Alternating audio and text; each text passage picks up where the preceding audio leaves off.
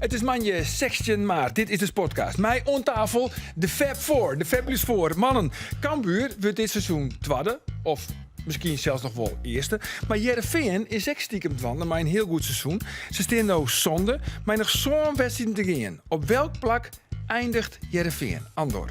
Zonde. Roelof. Zonde. Geert. Sexte. Nou, het zit alle hier reuze dicht bij elkaar. Ik denk vijfde. In elk geval hebben we weer een heel soort te bepraten in een nagelnije, grootvolle aflevering van de Sportcast.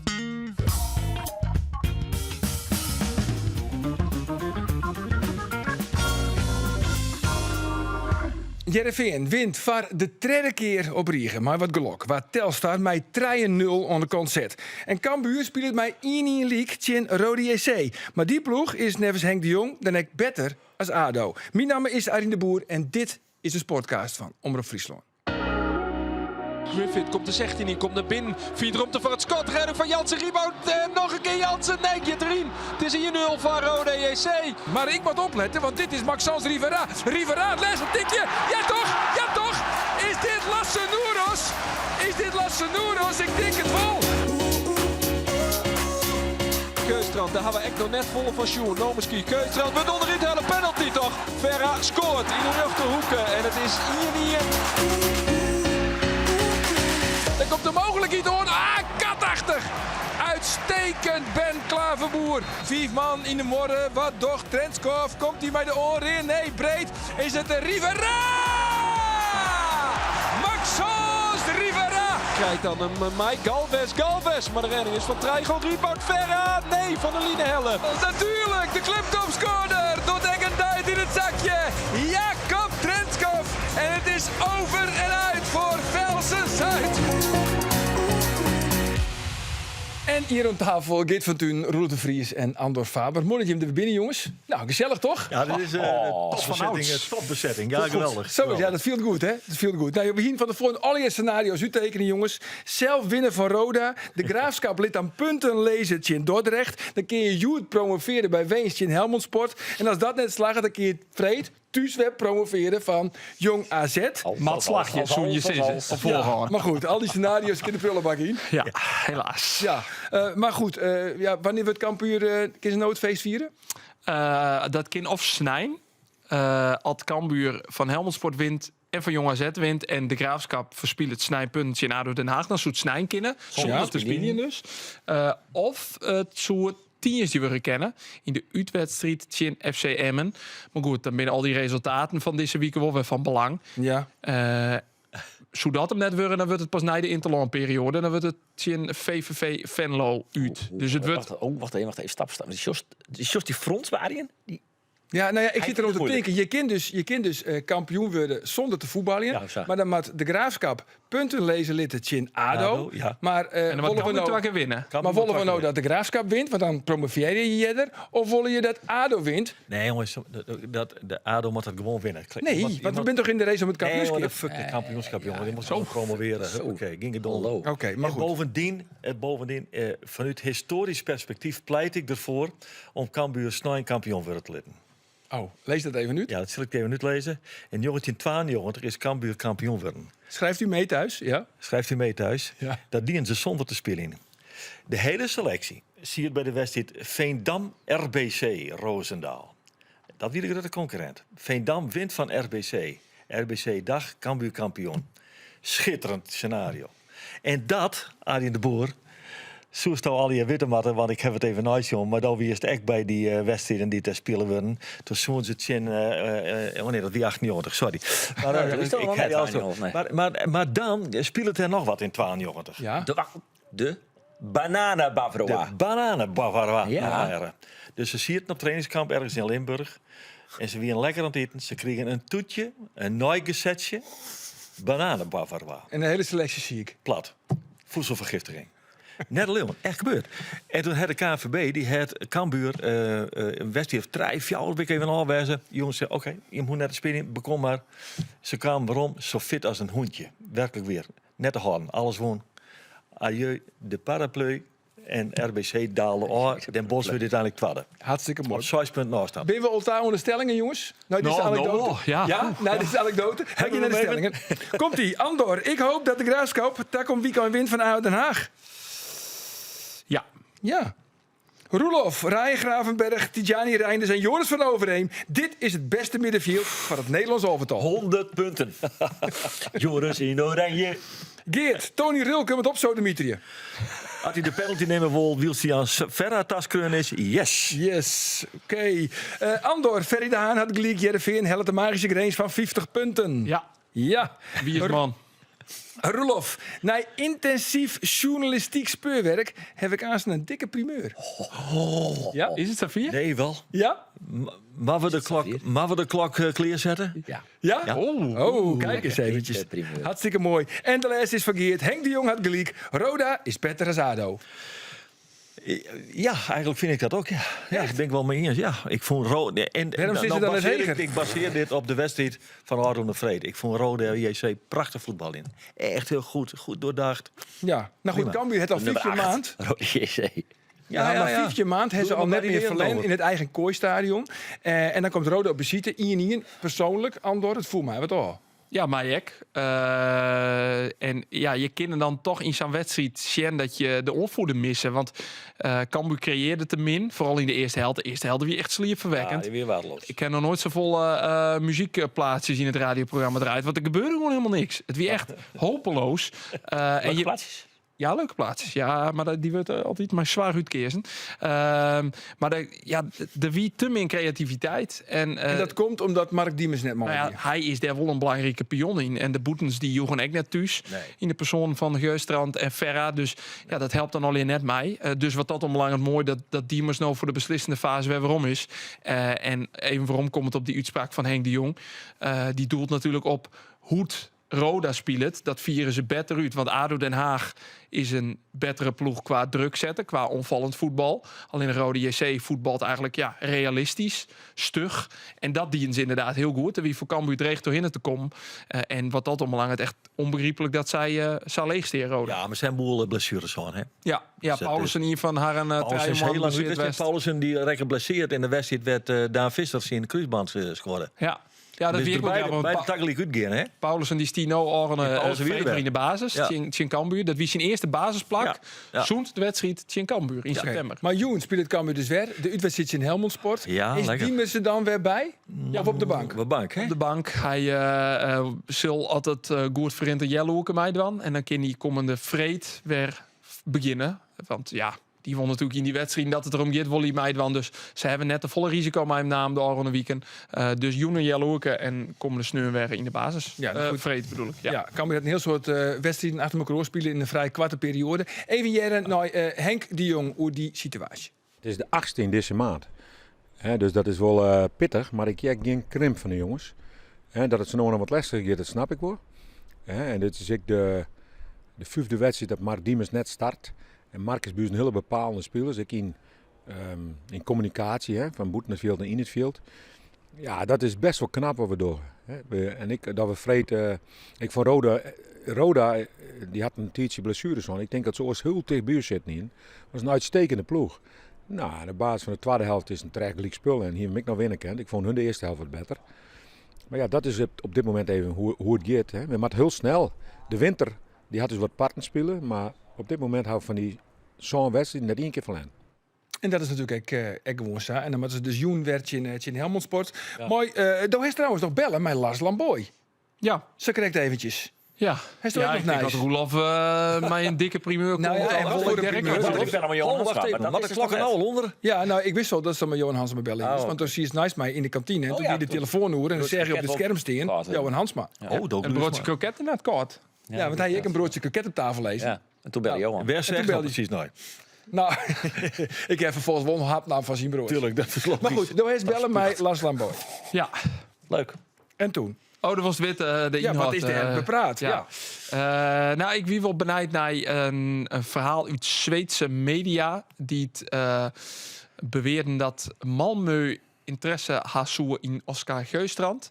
En de transferperiode in Zweden is iepen. Als je die competitie herinnert daar oors, die beginnen nou haast weer met de competitie. Dus die transferperiode rint nou nog altijd? Ja, die rint nog altijd. Takom wieke waasje rint die gaat die dicht. Dus ontiteert mijn Malmö nog spelers keerpje, verkeerpje. En nou het collega Willem Kwadlien mij Geustrand praat en die het onjoe van ja, ik wil mijn Cambuur het seizoen al maatje, maar toen zei Lamboy hij wil mijn Cambuur promoveren. Ja. En je zoen natuurlijk snijn promoveren kennen, dan binnen nog een aantal dagen ont die waasje de transfermerk in Zweden sluit. Ja. Want Malmö is inderdaad interesseren in Geustrand, maar er zijn volle meer clubs. De Championship weten we nog van volgende winter. Maar nou ja, het klonk wel al jonger een soort van iepeningje van misschien wordt die nog wel verkocht. Ja, nou ja, maar Oké. stel dat het gebeurt, dat ze nou promoveren. En hij wordt voor een topprijs verkocht. Want dat is natuurlijk wat er aan de orde is. Wat denken wij, jongens? Wat denken wij? Geustrand? Oorlog miljoen. Ja, Orel miljoen. Orel 12 miljoen? Nee, Orel. Orel? Ja, Ik weet Niet niet. akkoord. Ja, nou, ik vind het een heleboel cent, maar Oh, ja. Ja. Dat wel. Maar ja. Nou, goed, en dan? ja. Dan in de Wistel promoveert. Jongen, dan zetten we Henstra er wel. En die kan mooi terugontwikkelen. Die doet het ook leuk. En we zullen volgend jaar weer. Wel opvallend, Malmö spelen in de beker dit weekend. Fjouw, twa. Dan denk ik wel, Oh, dat waar is ga niet je zo dan handig. Geustrand vernedigen? Want Nou ja, om die positie op te vullen, want die trainer wil heel graag fjouwertijd. oh, dat Oh, is dat is het natuurlijk. Trouwens, ik heb weer kaartjes voor de wedstrijd. En net samen de wedstrijd. Wat een wedstrijd van Cambuurtje in Jong AZ. Cambuur kind dus, als ik het goed begreep, nog net promoveren. Nee, maar het we is hebben wel een hele leuke wedstrijd. wel een hele leuke wedstrijd. En de vraag, let op Geert, de vraag die erbij is. Want de man die het scoorde in het Cambuurstadion, dat wie natuurlijk Michael Breij. En dat is een oud Cambuurspeler. Ja. Wat is de laatste oud Cambuurspeler die een doelpunt maken heeft van zijn nieuwe ploeg in het Kooistadion? Voor Michael Breij dus. Voor Michael Breij. Vrienden en vriendinnen van de podcast, ik hoop dat je deze vraag maar krijgen. Dit moet ik al hier onthouden, dit jaar ik voor het eerst. Nou ja, wat is nou de speler die het voor Michael Breij als laatste in het Kooistadion het? Tjen Cambuur, maar zijn nieuwe club. Dus dat is dus een oud Cambuur-speler. Als je de vraag nou begrepen, dan ben ik al blij. Dat zoen je met een antwoord, Jan Kinder. Dat kan naar sport.omroepfriesland.nl. Nou, erbij, adres erbij, een telefoonnummer. En dan zit Thomas misschien wel in dat prachtige Kooistadion. Kom maar de vreed. Want wat er gebeurt, het wordt een bijzondere wedstrijd tussen Cambuur en Jong AZ. Goed zo. Roelof, Jereveen wint. Klinkende overwinning. Ja. Maar Klinkt het? Ja. ze hier nu gelok net te klein. Hè? Laat ik het oors formuleren. Het zie het net zien. Nee, maar toch heb ik nooit in die wedstrijd het gevoel van ze jou het nog fot. Dat is een hele pad, want ze begonnen goed. Eerste jaar wie ik duidelijk voor Heerenveen 1-0 voorsprong. Daarna op 1-0 kreeg Telstar natuurlijk ik al wel serieuze kansen. Qua expected goals wie Telstar zelfs heger naar Heerenveen aan het einde van de wedstrijd. Al kwam dat ik tot het al kansen op de tweede 3-0 die Telstar toen nog kregen. Ja, Maar goed, een bal van de doelline. ja. Een goal die het oorkeurt waard. Weer een uitstekende Ben Klaverboer. Ja. Zelfs Ja. ik al heel goed. Ben Nou, Klaverboer ik is een puntenpakker. Dat Hè? is een puntenpakketje waardoor. Ja, dat is een puntenpakker. Ah, mooi. 5 competitie, hè? Top 5? Binnen nu en 2-3 jaar. Binnen no en 2-3 hier een top 5 competitie. Beetje opportunistisch. Nou, hij moet eerst gewoon een stap in Nederland zetten. Naar een topclub, Champions League spelen. Jongens, en dan pas naar het Ik zeg boeteland. Klaverboer in oranje. Ook. Ah ja, zo. Maar goed, laten we eerst even jaren naar Ben Klaverboer. Hoe zien optredentje in Telstar? Op belangrijke momenten best belangrijk. En ja, bovenal de 0 in eigen huis. Dus die is wel heel erg lekker, ja. Ja, zie je daar een beetje zin te hikken? Ik loop nou voor het eerst zo'n tredje in thuiswedstrijden. Eindelijk weer eens de 0. Ja, dat klopt, ja. Uit hebben hem nog een keer gepakt, maar dan valt hij gelijk in de laatste minuut of wat dan ik. Zoals, ik ben even een chest aan kwijt, maar dan krijg je hem in de laatste minuut nog chin. Ja, nou is hij wel heel erg lekker, ja. Ja, dat zei Ben Klaverboer. Uitwedstrijden wie Sparta en Heracles Almelo. Maar dit is de allereerste keer de 0 van Ben Klaverboer in het eigen Abelense stadion. Het is vooral lekker dat het in money time valt. Ja, hij staat mij kregen, jongens. Money time. Nee. Nou ja, ik heb een interview gehouden natuurlijk. Mijn ouderin, maar de trainer Robin Veldman. En die zei, jongens, het is nou money time. Dat is Het is ook money voetbal, hè? Stier een blik. Ja. Hij zo verteld. Ja, maar zat Geert no shot? Zat zeg ik er op mijn veld, want ik... Oké. is een beetje van Persiaans, hè? Het zullen wel weer aan mij lezen. Ja, dat valt dus mooi. Maar ja, goed, je moet er no steen, no de prijzen verdeeld worden. Ja. It's money time. Ja, maar goed, it's money time, oké. Maar dat vind ik wel knap, om Jereveen. Want inderdaad, dit soort wedstrijden, nou al een weekend, maar ik die Sparta, die zien ze voor de winststop, zien ze die misschien league spelen. Misschien zelfs wel in Verlen. Ja, er zit nou echt wel een bepaald karakter, strijd in de ploeg. Netjes tegen dat Brouwers gewoon op de bank zit. Nou ja, daarin had Jereveen echt wel stappen zet. jongens, ik heb ook oors uitlezen. Hè. Het kwartje valt nou, krijgt wel de goede Ja, kant dat op. ken ik. Ja, maar dat dwing je al. En Lasse Noras, die scoort. Ja. En daarvoor weer natuurlijk de offensie, of de aanval leverde dan net echt. Hè. Trensko prima, maar vindt het ook niet geweldig qua aantal doelpunten. Rivera natuurlijk ik net. Moest ook daar nog op waarom commissaris van hem toch? Wat Rivera? Nou ja, ik wil eerst even... Rivera, ja. Mijn Noros. De laatste Noor die Jereveen had in de punt van afval. Die had altijd de kwaliteiten om op de verkeerde plak ergens te staan. En hier nooit glok. Want deze jongen zit altijd op de goede plak. Hoe is mijn index? Nee, ze nog beginnen, hè? Ze moet nog beginnen met de competitie. Maar hij is net mee verkocht trouwens. Hij is net verkocht naar want we Turkije. hadden toen nog met Menno Koch bellen. Ja, zeker. Want hij zoekt dus naar... Samsung Sport, toch? Of zo? Nou ja, ergens in Turkije. Maar dat is op het allerlaatste moment is het orkest. Waarschijnlijk hebben ze toen een paar hechtepunten van zijn periode bij Heerenveen. Maar over Norro Sprutsen, ik sluit net uit dat hij de nijst zit komende snijn. Want? Nou, ik heb het interview natuurlijk van die met Veldman Sjoen. En daarin beneemt Veldman wel heel expliciet dat Vente beter is in het verdieringen en de structuur van het verdieringen. En jij Veerman natuurlijk in NEC. Dus zal ronddrang worden in het Dikkie-taka voetbal van Dick Schreuder.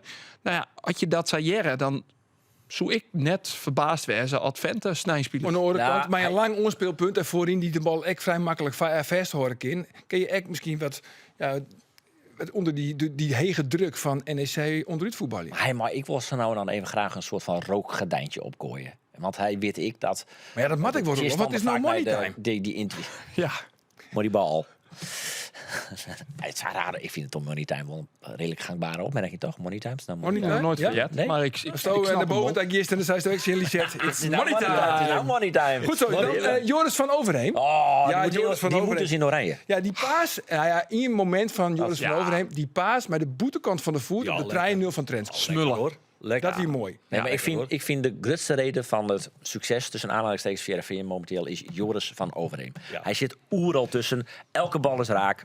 Hij neemt de team Mai in de kwaliteiten. Elke paas is naar voren. En dus, ik weet het is opportunistisch. Maar dus heb ik even zie de game in Nijden denken. Hoe zit dat nou aan maar die selectie van het Nederlands elftal? Frenkie de Jong is geblesseerd. Dan hebben wij... Frenkie de Jong op tijd fit waarschijnlijk, hè?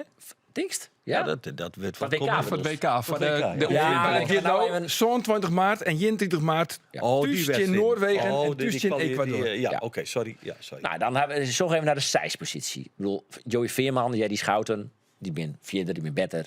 Ja. De vreugde dat ze allebei op zij spelen kunnen. Ja, Veerman weer geblesseerd overigens. Nou ja, dat is ik nou weer een vraag, maar dan ben je wel 2 die beter binnen. Maar neem mij nou eens meer die beter binnen op een zijspositie. In de Eredivisie? Nou, beginnen maar de Eredivisie. Ja, daar was mijn listje correct, jongen. Nou ja, ik vind echt, Rolf, het klinkt me werkelijk als muziek in de oren. Een middenveld met Ryan Gravenberg, Tijani Reinders en Joris van Overheemtje, Noorwegen. Nee, maar hij speelt het net. Oh, Maar hij we hebben speelt een het selectie. Ja, ik vind het een tikkeltje Nee, maar opportunistisch. kom nou eens met nummer 6, een Nederlandse nummer 6. Naast Veerman en Schouten. Die beter is dan... Nou, die binnen principe geval. Is Dit is een Ryan Gravenberg. Ja, maar die speelt natuurlijk net echt op een zijs. Lid we deze Koopmijners. Peer Koopmeiners of Teun Koopmeiners? Teun Koopmijners. Ja, die speelt het op het zien bij Juventus en speelt het net altijd. Ja, Peer maar Koopmeiners wel op speelt het- size. is wel een echt. Ja, ik heb wel op zijn. Ja, maar die werd er Ja. natuurlijk net van selecteerd. Dus die valt af. Oké. Bondscoach De Vries. Nee, ja. Gravenberg zoek in inderdaad. Daar is het treien. Maar goed, Gravenberg komt ik van de 8 positie in opmerking. Nou, hij is jongen. nog Quinten Timber. Hij is nog. Geertruida misschien eventueel. Wiever, maar die speelt er rechtsback bij Brighton.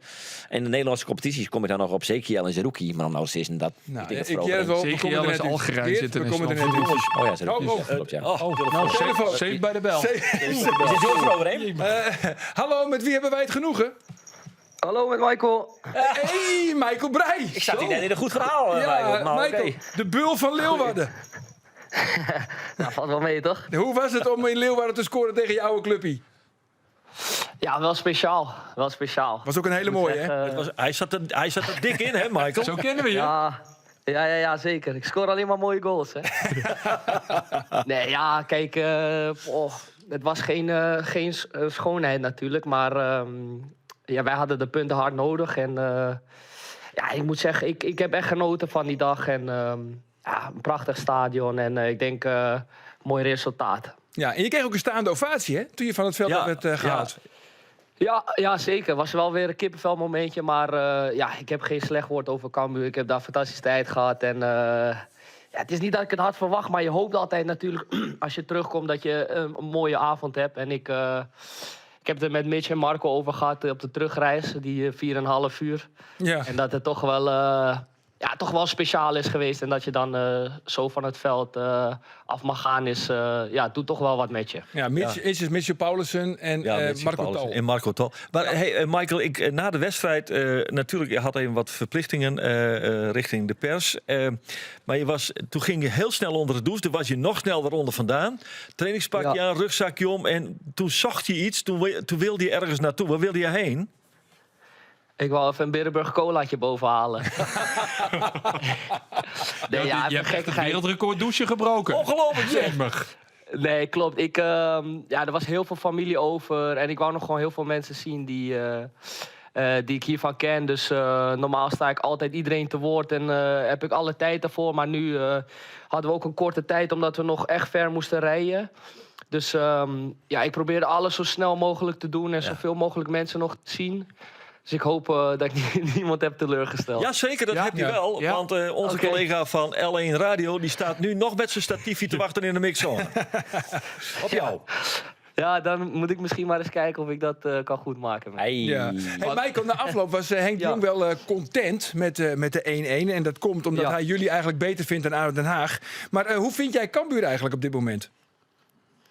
Ik vind Cambuur erg goede ploeg, erg stabiel. Ik moet zeggen, ik vond ons eerste helft wel een stuk beter. Ja. Of een stuk beter, gewoon beter. Maar je ziet gewoon met de buitenspelers die zij hebben en de verdediging, die gewoon echt goed aan de bal zijn, dat het een moeilijk bespelende ploeg is. Dus ik denk dat Cambuur terecht gaat promoveren. En misschien nog wel een gooi gaan doen naar het kampioenschap. Ik weet niet hoeveel punten verschil het is met ADO, maar We kunnen je alle scenario's uitleggen, maar dat is vrij ingewikkeld. Oké, dat is... Ja, maar het kan nog wel. Ja, nee, maar goed, ze gaan sowieso promoveren natuurlijk. Ja. Maar het zou ook mooi zijn als ze kampioen worden. Maar met zo'n stadion is het gewoon al fijn dat ze gaan promoveren. En ik denk dat dit een eredivisiewaardig stadion is. En jullie, Michael, hebben jullie nog promotiegedachten? Ja, tuurlijk. Ik bedoel, met de play-offs kan het altijd. Alleen, wij zijn super wisselvallig dit jaar. Als je ziet wat wij tegen Cambuur kunnen doen. Een van de betere ploegen uit de competitie. Ja. En, en dan speel je thuis gelijk tegen jongteams. En je verliest tegen jongteams thuis. Ja. Dan ben je gewoon veel te wisselvallig. En ik denk dat we daar stappen in moeten maken. Maar goed, als we de play-offs halen, dan... waarom niet? Ja. Het was wel mooi, want ik belde vorige week met Mitchell Paulussen. En die vertelde ook het verhaal en het samenspelen met jou. En zonder dat ik er naar vroeg, refereerde Paulussen naar dat legendarische filmpje van jou en van Mitchell bij de Harmonie op het Zeiland. Ja. Om 5:30 ochtends na de promotie met Cambuur. Hij zei, wij willen net zo'n filmpje maken, maar dan in het zuiden van het land. Ja, zeker, ja. Ja, ik weet niet of dat goed is voor ons imago als het nog zo'n filmpje opduikt. Klopt het, Michael, dat dat filmpje afgelopen vrijdag nog vertoond is in het Kooistadion? Ja, ik heb wel iets voorbij zien komen op de schermen, ja. Maar gelukkig was er niemand in het stadion, dus... Ik heb nog één vraag, Michael. Want jij werd natuurlijk kampioen in 2021 met Cambuur. Nou ja, als je naar die ploeg kijkt, hè, met Robert Muren, Erik Schouten, Hoedemakers, Jamie Jacobs, Issa Kalon, Sonny Stevens. Met die ploeg van toen, zou je dan winnen van het Cambuur van nu? Ik heb die vraag ook al van iemand anders gekregen. En wat zei je toen? Toen zei ik, volgens mij heb ik gezegd, ja, ik denk wel dat we dat redelijk gemakkelijk gaan winnen. Makkelijk ook. Maar dat Ik denk was het ook, niet in oprecht. dank afgenomen. Maar nee, ja, weet je, Cambuur heeft nu een goede ploeg. Maar ja, toch dat kampioensjaar wat we toen voor spelers hadden, was wel echt... was superieur. ja, nou ja, ja, het was gewoon heel erg goed. Ja. Ja. Dus hier, Ja. hier aan tafel ook eensgezind? Ik zeg ook ja. Dat team van toen was beter. Ja, was Ja. beter. Ja, was 100%. beter. Ja. Nou goed, zondag 3 mei, dan is het feest bij de Oldenhoven. Kom jij ook, Michael? Lijkt me wel gezellig, ja. Zondag 3 mei. Berenburg. Ja, moet ik even vragen of Mitch ook zin heeft om mee te gaan. Dan, Ja, en Marco zijn we erbij, mee. hoor. Huppakee, gezellig met z'n gezellig, drietjes in de auto. Ja. Maar eerst Ja. natuurlijk, jongens, want ja, dat Michael tijd voor ons vrijmaakt, dat is echt een eer. Want vanavond gewoon Vitesse thuis, hè? Ja, dat is mooi. Dat is mooi. Klopt. En dat wordt dus weer niks, want ja, jullie spelen thuis. en thuis staan jullie 17e, geloof ik, Michael. Dus hou me hard vast.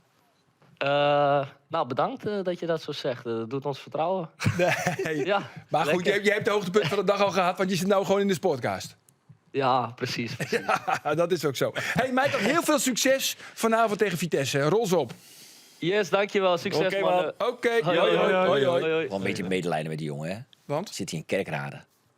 Dan wil je toch niet doodgevonden worden. Ja, Vlak bij Maastricht. Kerkrade is echt vreselijk. In mijn Kerkrade, maar wat anders zei, vlakbij Maastricht, mooiste stad van Nederland. Maastricht is fantastisch, ja. Ja. Goed, niet kijkt hier we het oer Lasse Noeras. En we hebben het gewoon oer Joris van Overheem in Oranje. Verhaal van Roelof. van het Nederlands elftal. Lachwekkend Maar verhaal we van moeten Roelof. toch echt eventjes hebben over Maxence Rivera. Ja, Want dit seizoen goed voor 3 doelpunten, 8 assists. Reken je het bekertoernooi ook mooi. En meestal, Andor heeft ook toch een primeur. Niet kijkt ik, hier is toch een leuke primeur. Dus ik ga dat primeur Maar worden. Jim. deze week had Roelof toch wat boppenwetter hellen. Ja, Een stukje ja. gedegen journalistiek. Ja. Nou, Roelof. Ja. Nou, Ja. Nou, ja, alleen maar Liz, zin. Rent die klok al? Laat de klok maar op. Lazen is om 4. Stop die klok, stop de persen. Want Jum verenigt hem natuurlijk al jaar na dat doelpunt van Maxence Rivera. Wat doet die jongen daar nou? Laten we de foto maar zien. Maxence Rivera die scoort en die doet vervolgens dit. Ja, maar Handjes in de broek. juichen. Ja. Juichen. Handjes in het broekje. In het broekje. En dus ik dacht, wat is dit nou? Waarom doet die jongen dat? Dus ik, opziek naar het antwoord, Nee, het mysterie. naar het mysterie. En liet de volgende foto maar zien. Hij liet het op Chill Guy. Dit is hem, Chill Guy. En dan Ik heb er nog nooit van jet, chill guy. Waar? Ja, precies. Dit is Chill Guy. Het is een, wat voor bist is het? Chill guys, heel Een relaxed. Chill staat voor relaxed, denk ik, of zo. Ja, dat klopt. En Nee, Guy... maar moeten we dat nou, maar dat dan orenbudget Nou, het is een soort van internet-meme-achtig ding. Dus Populair deze. op TikTok onder oren. Het is een hoensje, mijn klein hoorn, Ja. en die heb ik de handen in de boes. Daar is hij ver van. Vindt hij leuk? Want hij is ik een Chill Guy. We zijn wel echt oud, hè? Ja, Hier aan deze hij tafel. appte dit weer om, naar mijn gedegen onderzoek. En ja, ik dacht, ik had het kopje willen zoeken, maar het zou me net zo willen. En Roelof zei altijd van, dit is een journalistiek programma. Ja, ja. Nee, Dit maar, is wel wat. Trouwens, best wel een chill guy, dat vind ik wel. Ah, zeker, om het niveau nog weer een beetje omheen te krikken van ja. deze podcast. Want de doelstelling van Heerenveen, wie altijd, dat is uitsprutsen, deelname, play-offs, Europees voetbal. Ja. Maar, trainer Robert Veldman, je hebt no sign, er is een nieuwe doelstelling. Ja, een thuiswedstrijd in de play-offs. Dat is dan het eerstvolgende doel. Hè? Want ik denk ook als je vanavond het publiek hoort, vanaf minuut 60, volgens mij waren ze elkaar een beetje aan het uitdagen en of aan het meekrijgen. En ze gingen staan. En als je dan kijkt naar zo'n atmosfeer wat hier dan, wat dan loskomt in een redelijk matige wedstrijd van onze kant, ja, dan zou dat een heel mooi iets zijn dat je thuis kan spelen in de play-offs als je die haalt. Ja, dat zei dat is mooi. En dan moet ze dus zegde of Wat zonde zeggen we? eindig je. Ja, Zeker. vijfde is Wat wel... was vijfde? Ik zei zesde, dus wij voldoen aan het Ja, scenario. de plakken Sondijk. Zijs Oh ja, 8 Sondijk, Jochen. ja, Jouw 18. jocht op deelname play-offs Europees voetbal. Nou ja, dat ben oké. nou op dit stuit AZ, Heerenveen, Utrecht en Sparta. En met je tuurtje in Utrecht. Nou, die winnen we. Ja, maar het mooiste scenario, als je het U-tekentje mooi, dan is het eigenlijk Tjink Grace. Dan moet Grace nog wat omheen.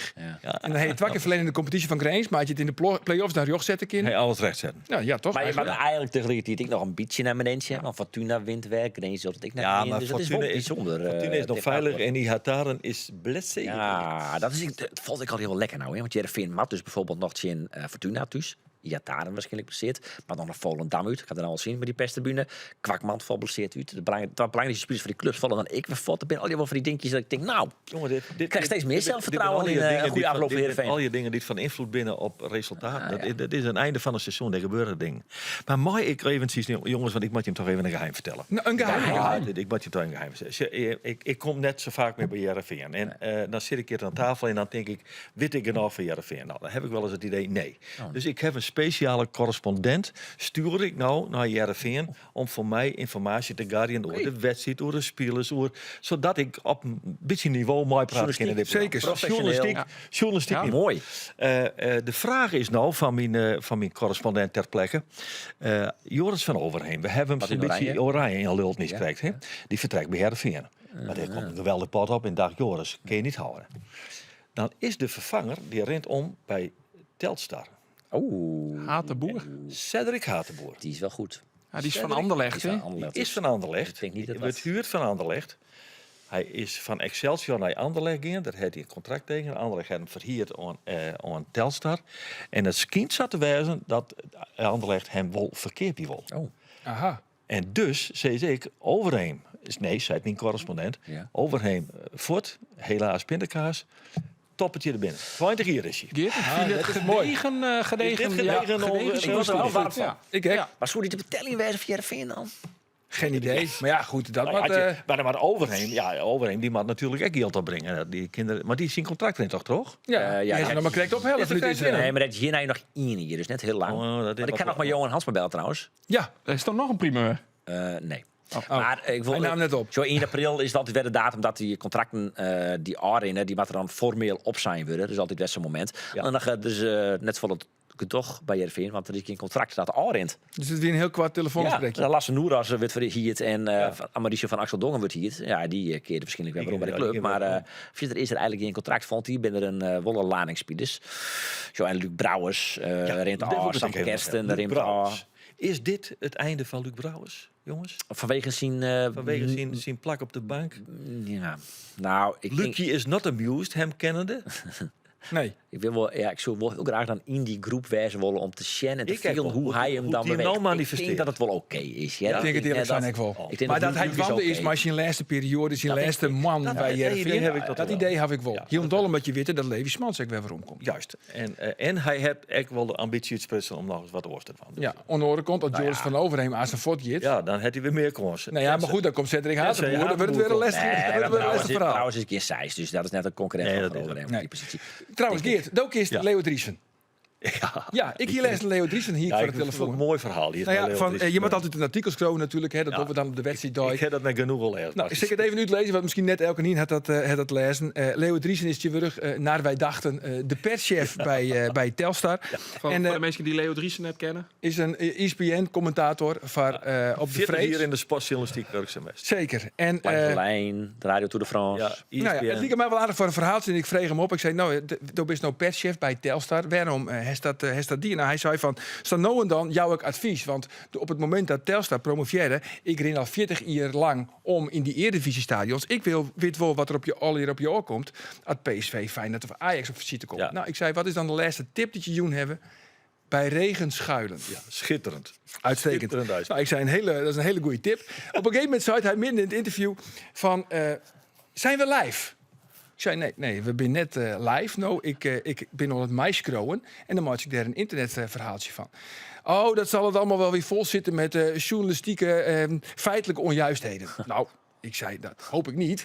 Maar hij zei van, kan je me anders ook toemailen, de tekst die je gaat maken? Ik zei, ja, dat is prima. Ik zei, wat is jouw mailadres?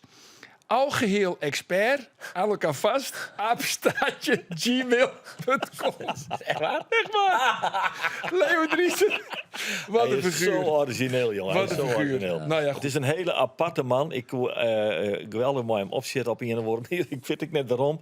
Ik heb eens een keer bij Twente zitten en wie het zal Louis Kort. En hij zit achter me en ik hier geen wanten aan. En dan kreeg ik zijn wanten. Nou, ongelooflijk leer van hem dat hij dat die in had. Maar hij is origineel. Het is ook hij schreeuwt ook teksten voor muziek, hè? de meeste dromen zijn bedrog. De dromen zijn Kom bedrogen. je het zien, pen. Zeker. Zeker. Goed jongens, Vlien Wieke hier met de loonkundige. Toen ziet op die stoel, Andor, ziet er de algemeen directeur van SC Heerenveen, Ferry de Haan. En toen hingen we het oer een nieuwe rubriek. Ja. En dat is eigenlijk heel spontaan ontstaan. Laten we even zien naar het fragment van Vlien Wieke. Wat vies van uw rubriek? De vraag van Gerald. Ja, ik denk wel dat hij aan vernieuwing toe is. Ja, ik denk, Ik denk wel dat jullie iets wat anders moeten gaan verzinnen. Kunnen wij heb jij een idee? Dat best van de quizjes. Nou, ik van de quizjes, maar ik geloof ook in sprookjes. Hè? Ja, daar geloof ik ook in. Dus misschien kan je daar iets mee. Dat je het zo doet. Fairy tale, bijvoorbeeld? Nou, je erover begint. Dat lijkt me nou eens hartstikke leuk. Maar hoe zie jij dat voor je? slecht geacteerd. Hoe spontaan dit tot stand komt, dat is Maar misschien is het leuk als je mij dan daarvoor zou willen... dat ik gewoon een verhaaltje vertel Ja? over mensen met een verleden bij onze prachtige club. Ja. En dat jullie dan gaan raden bijvoorbeeld wie dat dan is. Nou, dat is dus het plan. Hè. Ik heb een oude toontje op visite West in het Abelense stadion. Spontaan. Heel spontaan. En daar wie act heel toevallig Ferry de Haan. Dat komt goed uit, want we hebben een afspraak. En dus komt nou de eerste aflevering van Ferry's Fairy Tale. Dus nog even in het kwart. Ferry vertelt een sprookje. En zonder een meerke. En dan is het on us om te rieden hoe waar dit sprookje meerke gaat.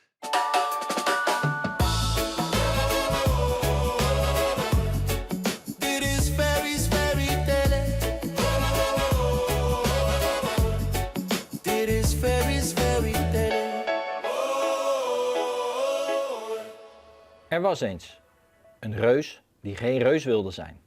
Tenminste, niet buiten het veld. Want daar was hij eerder rustig, bescheiden. Binnen de lijnen veranderde hij. Dan werd hij een krijger. Een verdediger die duels inging alsof zijn tackle zijn laatste kans was om zichzelf te bewijzen. Nooit klagen, nooit zeuren, nooit achteruit deinzen. Deze man kwam uit het hoge noorden, maar werd door een andere Fries ooit omschreven als de hedendaagse Grutte Pier. En wie ooit naast hem heeft gestaan tijdens een corner, weet dat die vergelijking geen sprookje is. Zijn sprongen tartten de zwaartekracht. Zijn kopkracht dreef aanvallers tot wanhoop. En zijn spelinzicht maken hem tot een muur die je niet zomaar slecht. Dat was niet meteen zo. Toen hij uit een ver land werd gehaald, een koopje, volgens de voorzitter, die hem eerder zag dan wie dan ook, fronste de trainer na 3 wedstrijden zijn wenkbrauwen diep. Dit wordt niets, mompelde hij. Hij loopt alleen maar achteruit. Maar de reus gaf niet op.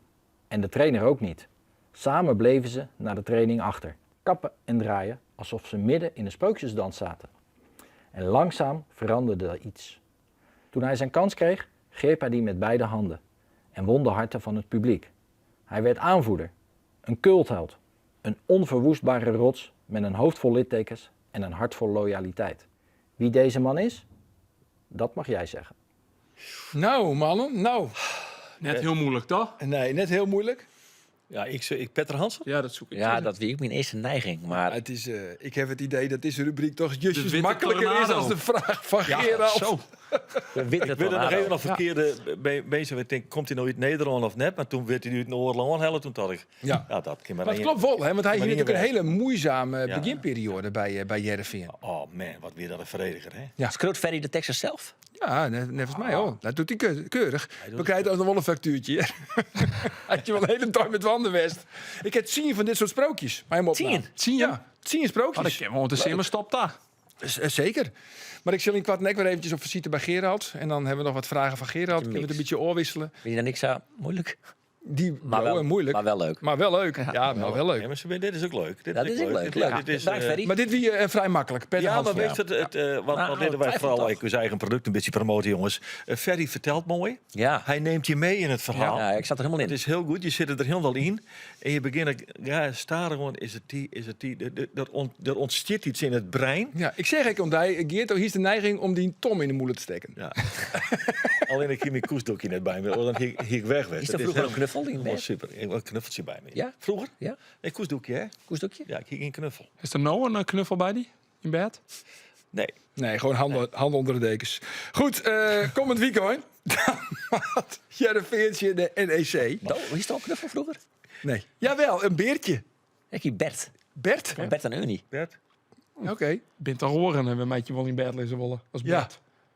Oh, maar wie dan? Nou, beertje bijvoorbeeld. Beertje. Ja. Bart een beetje.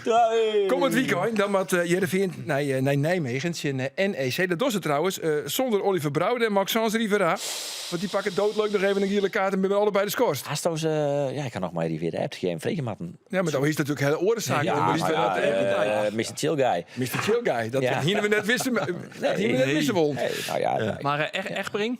Ja, wat ik hier vregen, van hoe zal Veldman dit nou oplossen? Nou, het is toch het meest logisch.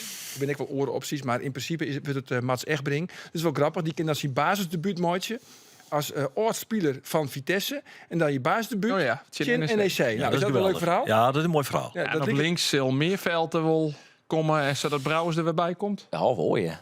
Oh ja, maar die ik wil heel net in, vond ik. Ja, nou ja, en ik denk omdat de NEC zou offensief spelen, dat ze misschien toch een versterkt middenveld willen met Brouwers erbij en dan Meerveld links moeten.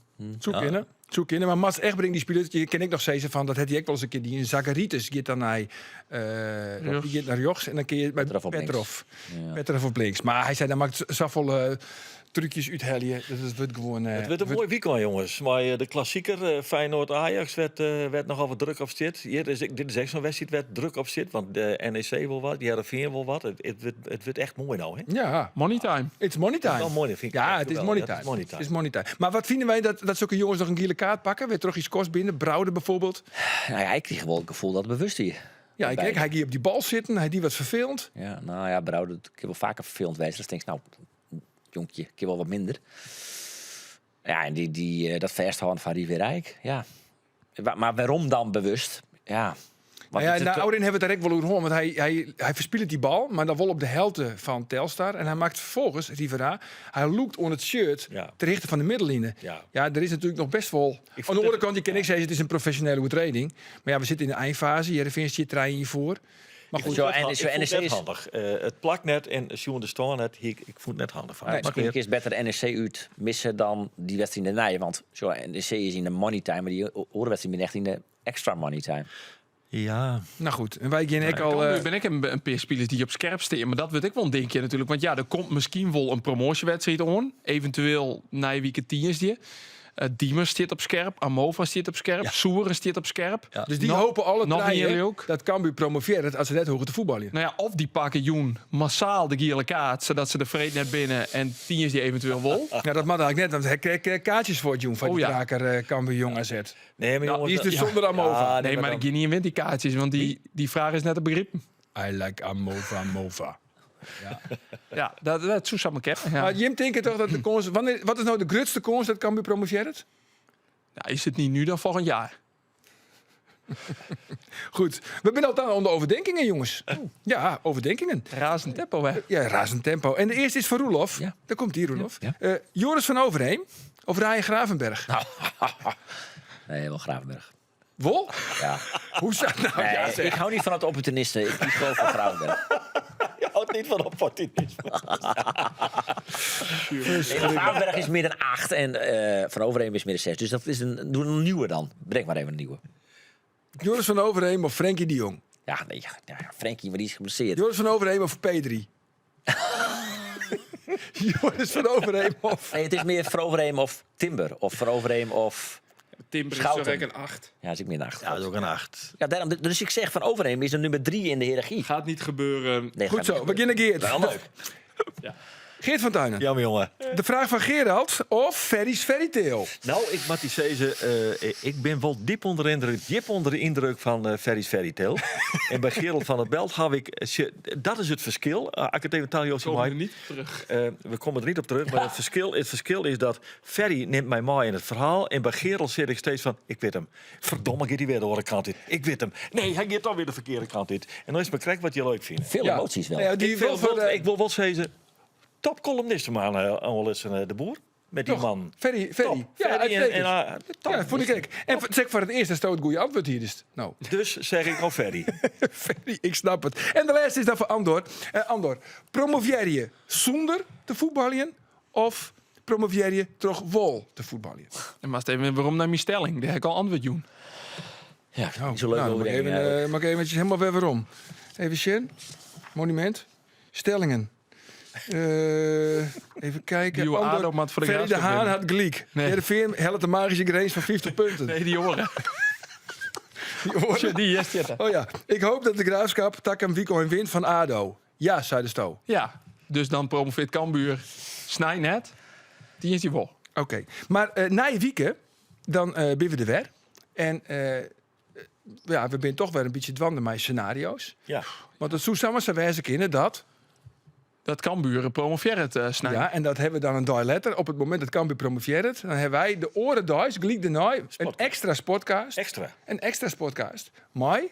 Ja, maar dat is alleen op de tientjes. Dan hebben we de waasje, want op maandjes heb ik geen extra podcast. Want dan ben we er al. Oké, ja, dat klopt. Maar als ze nou tientjes promoveren, ben we de waasjes. Dan ben we de waasjes. Ja, dat klopt. Mooi. Ja. Mooi, Henk de Jong. Ja, dat hebben ze nog net tas zijn, maar daar zetten we wel op in. Maar Henk jet dit nou. Ja. Dus Ja, die Henk, kan net van het de Dan Wolf. moet hij. Henk net even om. Nee. Nee. Maar we zijn al aan kleer en de Vostel aankondigen. Maar ik ben nog even benieuwd naar Ian. Ik zit me niet te binnen. Hoe wie het geeft, maar die 30 vrouwen uit mijn naam van een week bij Cambuur. 32 vrouwen, om precies te werden. 32. Van de vrouwen van nu, mijn naam deel. Zo, dan heb je een koersdoek in Nee, beneden. dat zal ik niet vertellen. Die hebben wat oorbroekerskoersdoeken.